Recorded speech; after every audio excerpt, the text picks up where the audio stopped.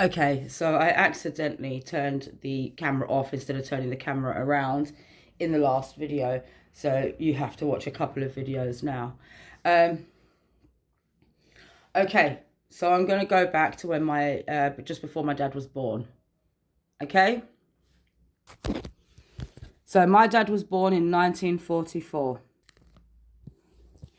This is the marriage of his father and his mother. His father, Ernest, and his mother, Edith. This is really my dad's family, okay? And they're British and they're Christians. Now, they got married before he had to go off to war. That's my granddad, another photograph of my grandfather, my father's father.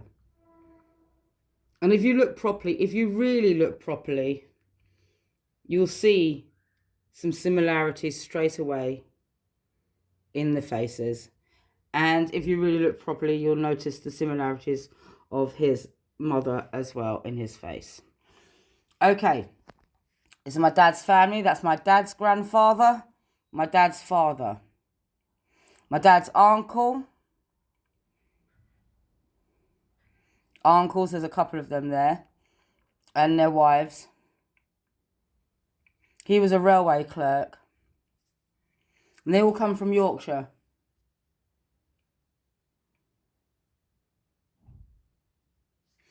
So see him there? That's him there. Percy. So that's my granddad, my father's father. There's Percy. There's Percy. You see him there? That's him there. But obviously these photos were taken before these photographs. That's him there. That's my father's aunt, who was the bridesmaid at the wedding. That's my father's mother, her brother and her father. My father's father, his father, mother and brother. And that brother there is that brother there.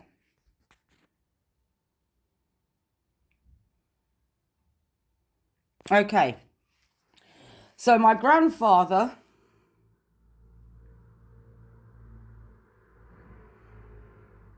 was in the British Army, Royal Norfolk Regiment.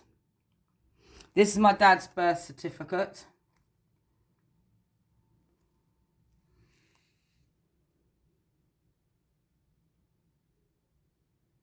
And he was born at the Avenue Hospital in Bridlington, Yorkshire, on the 12th of October, 1944. His parents, Ernest Reed and Edith Margaret Fowler. But obviously they were married, as you can see in this photograph.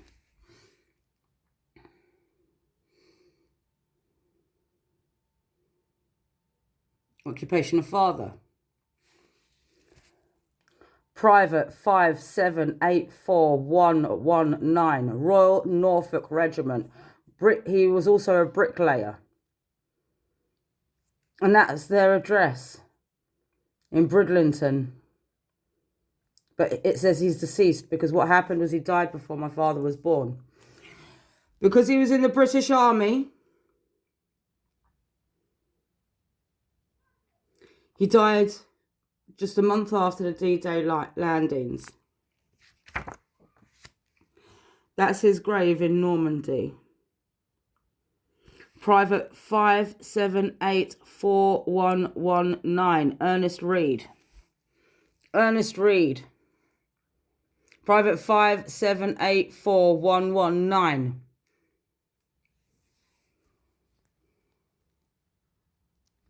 Now, I did my DNA test and I didn't expect to see anybody in the DNA test, but I met up with one of my dad's cousins and he gave me the black and white photos. This is my dad when he was 14 years old. But before I get on to explaining that, what happened was after my grandfather died in the Second World War, my grandmother remarried. She sent my dad to be brought up by his aunt Eileen. I met her. So did my sister, but my sister won't remember anything. Because we were children at home with my mum and dad. This was before we were taken away. And we went to go and see her in Folkestone, and we knew her as Auntie Vance, and Vance is obviously her married name. She married a man called Ronald Vance, but her maiden name is Reed. Eileen Primrose Reed. But she married Ronald Vance, and they brought up my dad. So when this photograph of my dad was taken, they were in Folkestone. And that's my dad's cousin, Christine.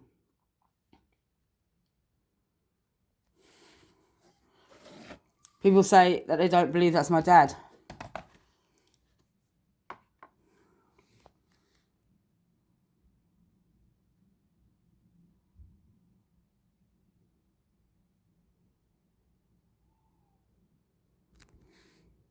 Trying to get rid of some of the shadows on the glass, because if you look closely, there's the ear size and where it is on the head.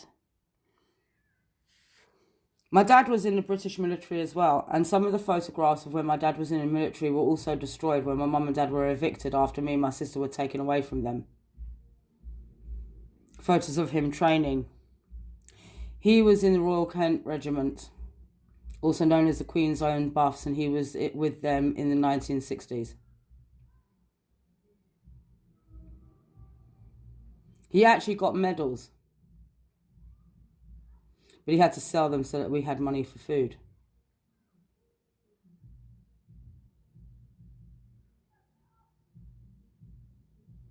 Now, I'm sorry, but people think, oh, because he's got darker skin, he must have been born abroad.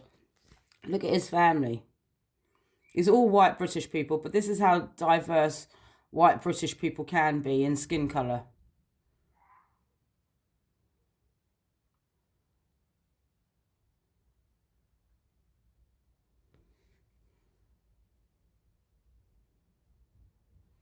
Oh, he is my dad.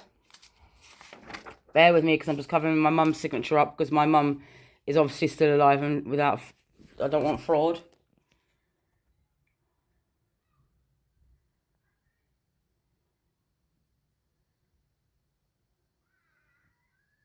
That's my dad's old signature.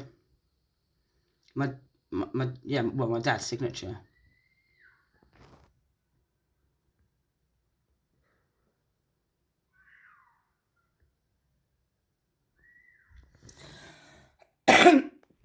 Now, when my dad's mother remarried, she had another child. Just one more child. Just one more. A daughter called Elaine. So my dad had a half sister. Now, back in 1995, I was speaking with my dad and he said to me, he goes, yeah, my mum lives in Crawley. And I was like, what, Dad? And he said that his mum lived in Crawley and he gave me the address. He gave me her address. And I was like, well, Crawley's only down the road from Redhill. So I went to her address.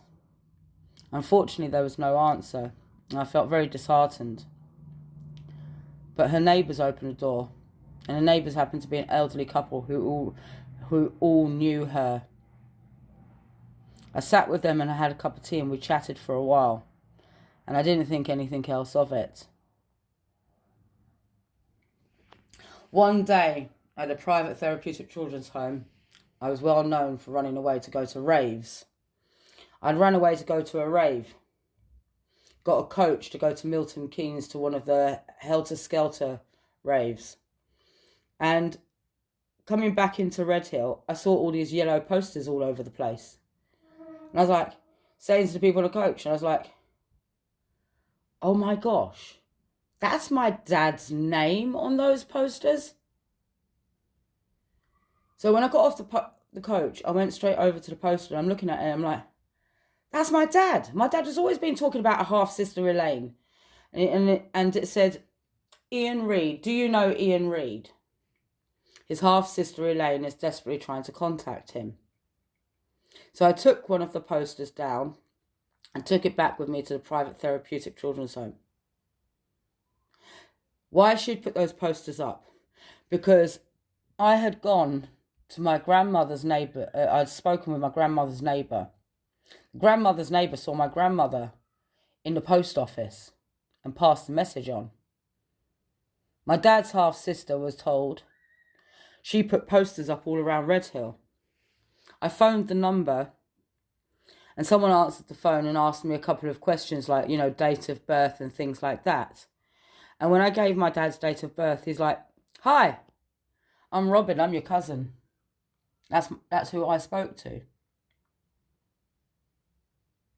So we met up and we had Christmas together in 1995. Because my dad's half-sister was living in Crawley at the time.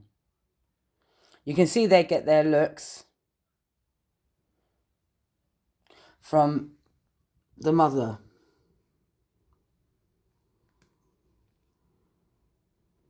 So that's my dad's half-sister, Elaine. There I am, 15 years old. Robin and Alistair.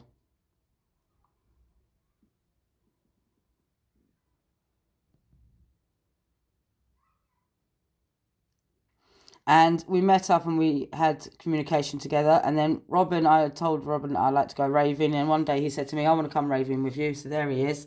Came to meet me at the private therapeutic children's home. I gave him a whistle.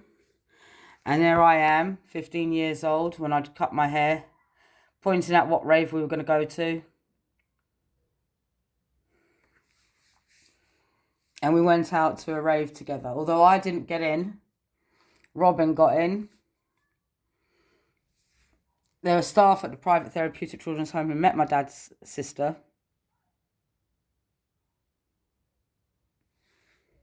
So they have different fathers but the same mother.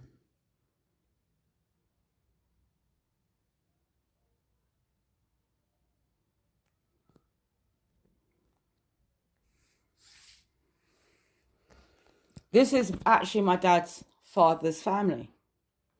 And these horrible, horrible corrupted people in housing and these horrible racist people in Lupino Court decided to destroy my life because they had tried to make out that my family came from a different country. Just because I went on holiday to Morocco 5 times doesn't mean I'm Moroccan. And none of my family are Algerian either. The housing used my holidays in Morocco as a way to try to mess with my identity.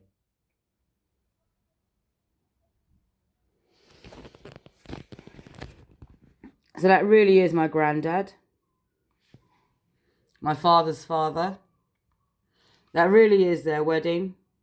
That really is my dad's half-sister and my cousins. That really is my dad's family.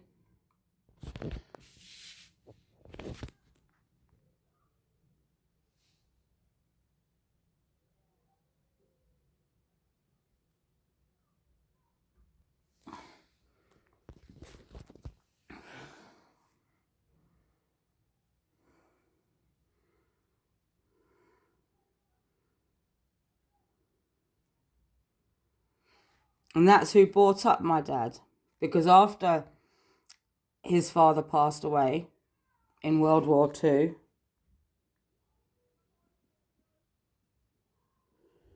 my dad's mother remarried.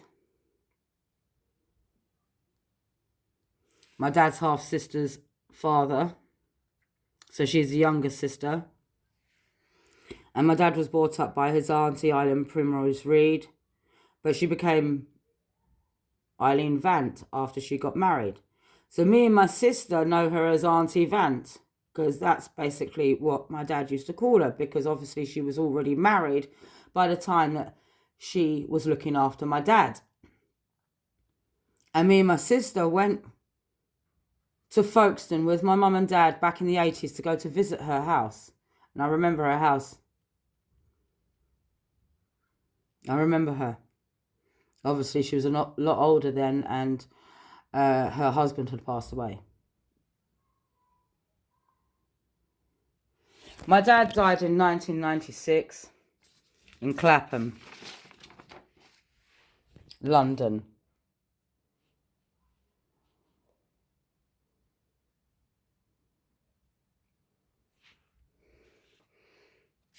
And my father was cremated.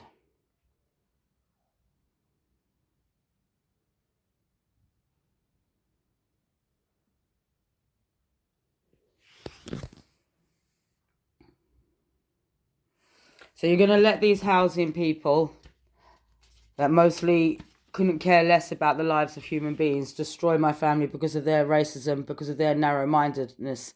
And that's at the low level, but at the higher level because they're involved in serious high-level fraud and terrorism.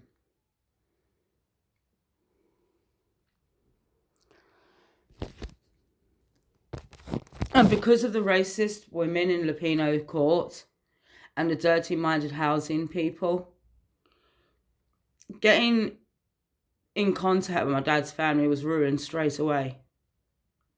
So I got to meet up with them once. I'll put a photograph in the comments. And who I met up with, the woman in the photograph is her, Christina. And my dad's cousin, the son of my grandfather's brother.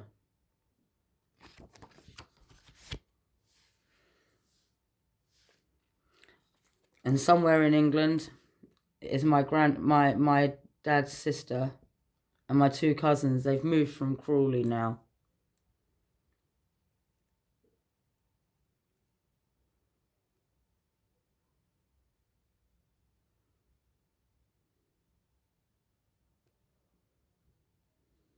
My cousins are older than me. I think Robin's about 18 and Alistair was about 19 in that photograph.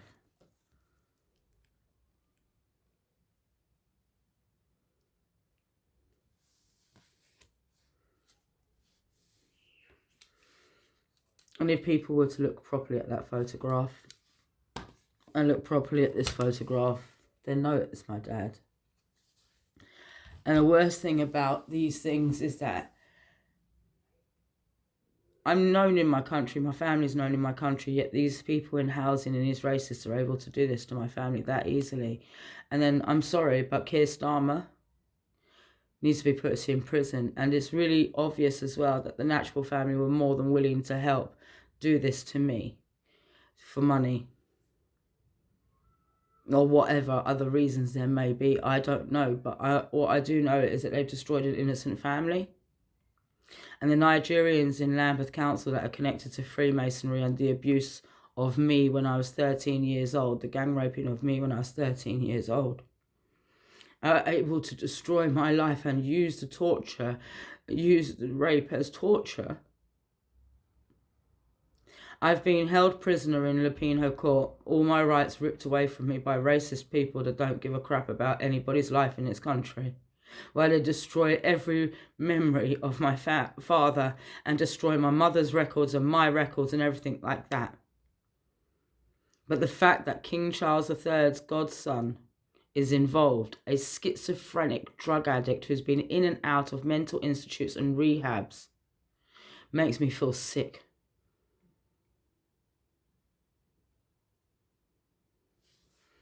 My father was a good man.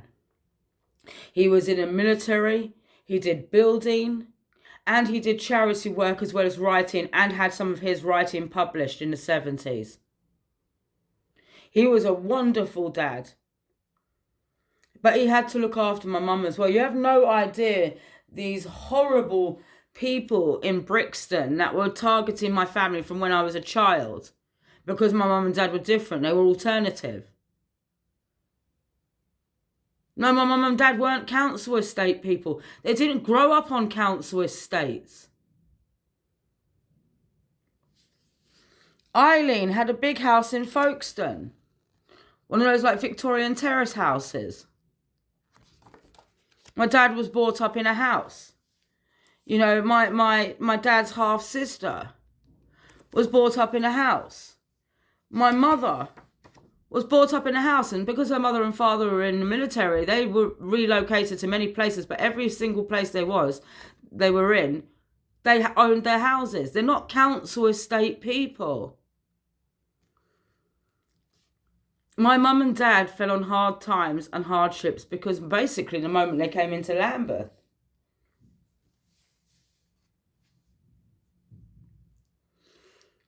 After my dad came out of the military, out of the Queen's Own Buffs, he went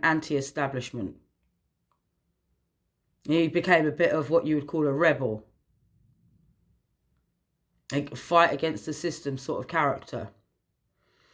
When my mum's mother remarried and relocated to Ireland, my mum had gone through private school and art college and everything like that, and she got a job and she decided she wanted to make it big and came to London. But my mum also got into that sort of scene, the kind of alternative scene, and started getting into squatting as well. A lot of people in that era between, the 70s and 80s did squat. There were people still squatting in Brixton right up till the 2000s.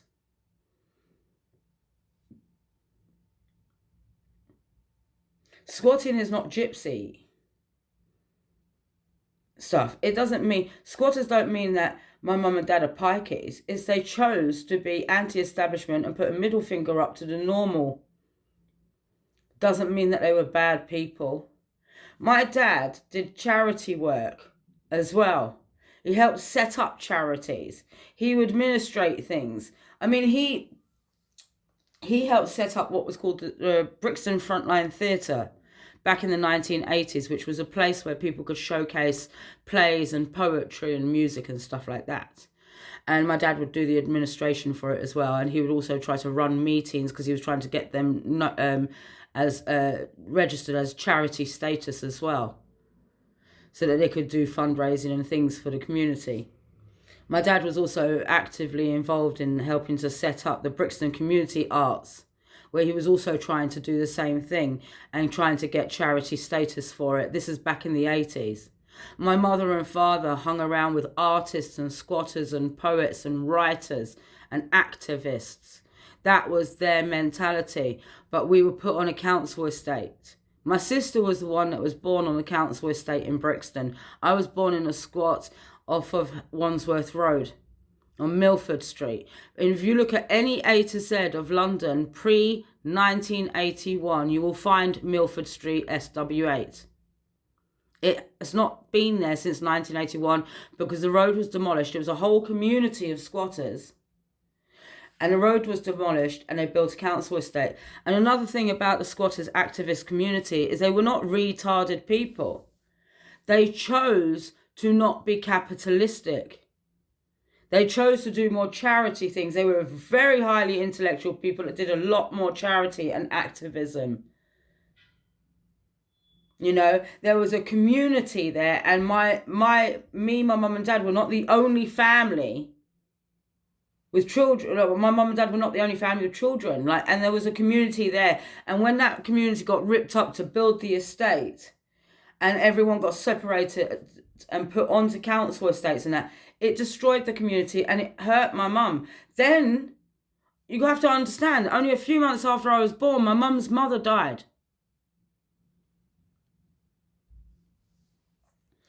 And putting people who are open-minded and from that sort of community onto council estates with narrow-minded people who have always been either council estate or gypsy, and gypsy onto council estate. And the traveller gypsy community are absolutely vile, what they did to my family. My family were not disrespectful of them either. My mum and dad, they used to be, before the gypsies got put into flats and they were still in caravans, there was a gypsy community down on Shakespeare Road in the 1980s, and my mum and dad would go by and pop by and see them. Me and my sister would be taken along as well. We didn't have any problems with the gypsies. I don't know what they have a problem with. And the gypsies want to go on about their ancient... gypsies don't have ancient ancestry in England. They've got 700 years of their acknowledgement of their history is 700 years. We've got Celtic bloodline, my family. That goes back thousands of years. And my dad's ancestry is based around, from the most south would be Kent up to like Northampton, all the way over to west of England and northwest of England, northeast of England, and the Midlands. Yeah, his ancestry was there for so many years, generations, that is really strong in my DNA test. All that region there.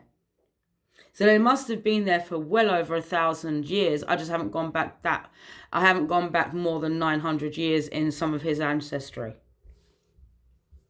But I have gone back 900 years in one of my dad's lineages in that area. In a couple of their lineages in that area, in fact.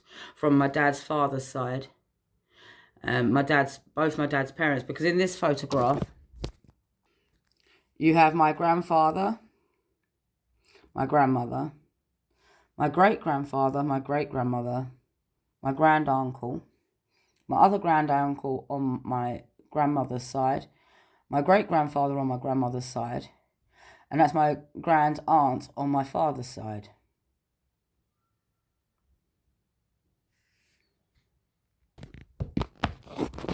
And what was awful was I had just got in contact with them.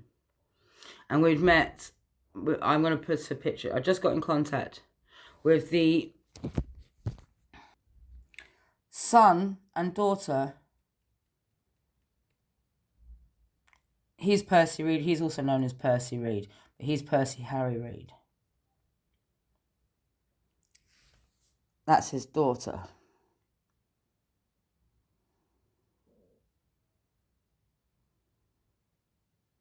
So I just got in contact with his son after I didn't know I was going to be able to find my dad's family. But these horrible housing people, their disgusting lawyers, the horrible racist neighbours, and the natural family destroy my whole family.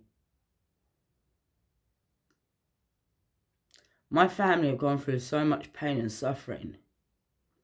And you took that happiness away from my son getting to know his grandfather's family. You took that away from my son as well. You make me sick, corrupted people.